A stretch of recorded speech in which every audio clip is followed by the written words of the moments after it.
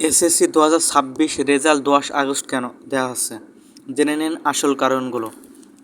Bangladesh আন্তঃশিক্ষা board সমন্বয় কমিটির সাম্প্রতিক সিদ্ধান্ত অনুযায়ী 2026 সালে এসএসসি সমমান পরীক্ষার ফলাফল আগামী 10 আগস্ট প্রকাশ হতে যাচ্ছে। মূলত প্রাথমিক পরিকল্পনা অনুযায়ী গত 20 জুলাই ফলাফল প্রকাশের কথা থাকলেও বোর্ডগুলোর পূর্ণাঙ্গ প্রস্তুতি সম্পন্ন না হওয়ায় সময়সূচিতে পরিবর্তন আনা হয়েছে। শিক্ষা বোর্ডগুলোর সূত্র থেকে জানা যায়, মে মাসে লিখিত পরীক্ষা শেষ হওয়ার পর জুন মাসে ব্যবহারিক পরীক্ষা অনুষ্ঠিত হওয়ায় সার্বিক প্রক্রিয়াকরণে কিছুটা অতিরিক্ত সময়ের প্রয়োজন দেখা দেয়।